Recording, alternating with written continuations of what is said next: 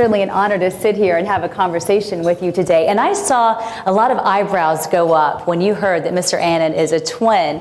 So I thought it would be fun to break the ice a little bit and talk about stuff that people aren't going to see on a local newscast. Let's talk a little bit about your personal life. You have a twin. I had. No, I was born a twin. I had a twin sister who died tragically when she was 50. I was in the Middle East then. When I found out she was ill, I went to see her in Ghana, then went back to New York. I had barely settled in when I had to go back. And it was very difficult. It was in a way my first real encounter with death. You know, when you've grown up with somebody as little children, playing together and sharing experiences. At one time, she was in Paris when I was in Minnesota, and it was not unusual that we'll write to each other, "Oh, I haven't heard from you for a long time," dated the same day, 1st of May, or something. So it was a big loss, but we had lots of fun together as children. And of course, in some parts of Africa and West Africa, and I think the women here are going to like this, mothers of twins are considered to have special powers. You should not refuse them anything they demand. So I hope the mothers in this room will use that power. It's interesting, I ran into people who discover I'm a twin and they come up to me and say, "I'm also a twin." And we share experiences and talk. But it's a very special feeling to have someone be part of you, even though we were not identical. There's a very unique bond. Yeah. And do you feel like through the years that even without her, that she's helped shape who you are and has helped you become part of the success that you are? She probably knows. No. All right, let's talk about the Middle East. The prospect of Turkey joining the EU seems to be diminishing, it seems. But what do you think about the potential is that Turkey serve as a model democracy if Turkey is denied entrance in the EU? That is a very complex question. Turkey applied for EU membership, for accession to the EU, and began preparing itself for it, went through reforms, and I think that has been very positive. The prospect of membership, Turkey's membership to the EU, has also encouraged reforms. But suddenly, the question became special relationship and not membership, which of course Turkey has made clear that its request was for full membership, not special relationship. In fact, I think it was only last week when Prime Minister Erdogan was saying in Paris, no, there was a foreign minister, he said, "How can I consider something that does not exist?" Somebody was asking him, "What do you think of the special relationship?" And he is right that in the EU structure, this is the first time the issue had been raised. When they applied, that didn't exist. But I think it's a question that will have to be resolved. It's a question that Europe is divided over it. There are some leaders who are very positive, others who are not so positive. I think it would be a big setback if Europe were to turn its back on Turkey. There may be concerns in some European circles about the Islamic faith in Turkey, but today we live in such an interconnected world that you cannot shut yourself away. And whether one likes it or not, you have millions of Turks already in Europe working there who are settled, who have set up businesses, who have families. And I suspect its size also intimidates some of the smaller countries. But this issue will have to be resolved. What do you see as the biggest issues for the UN and the world over the next decade? That's a big question. Let's put over it the next decade. No, I see what, because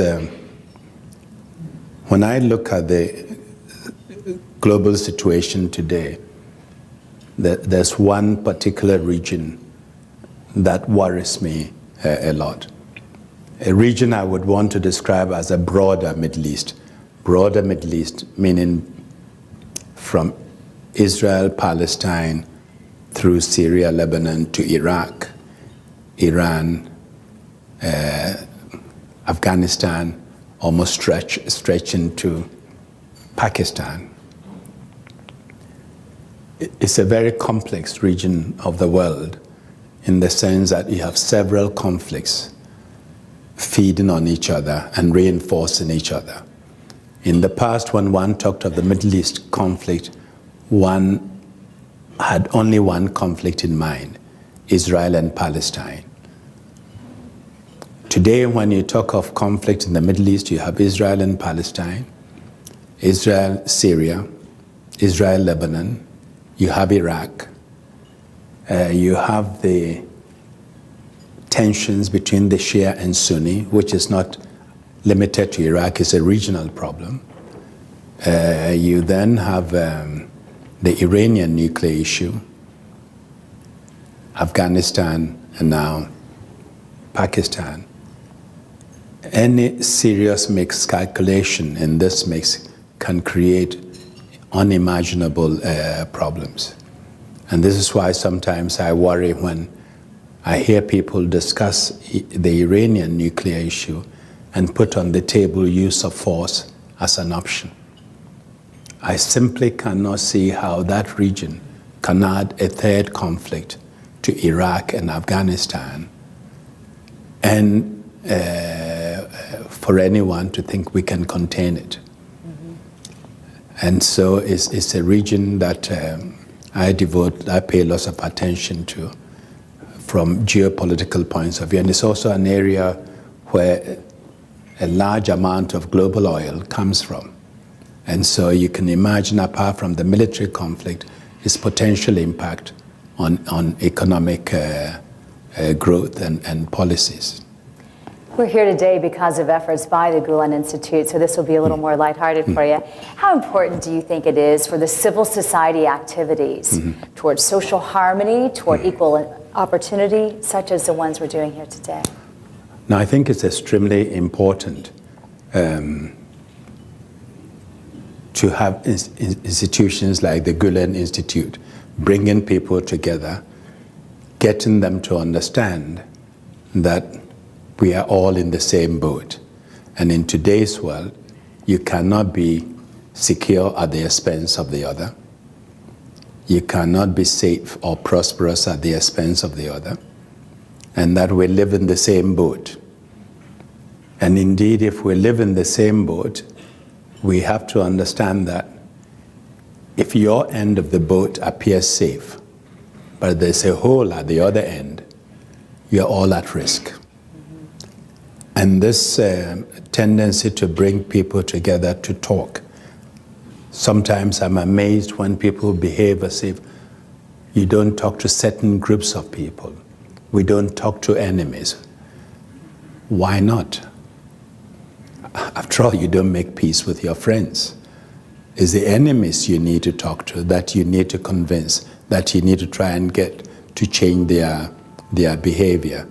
And so I think what the Institute is doing is extremely important. I was talking to some of the guests here earlier about this whole issue of clash of civilization or alliance of civilization, clash of religions. And I indicated that I personally believe that as a society, we sometimes allow small minorities to behave in a manner that they couldn't get away with if the majority spoke up. Whether it's Islam, Christianity, any religion, you often have a small group of activists who do things in the name of the religion, and they do not represent the religion. When you talk of religion, whether it's Judaism, or Islam, or Christianity, they all give us lessons in social morality. is wrong to kill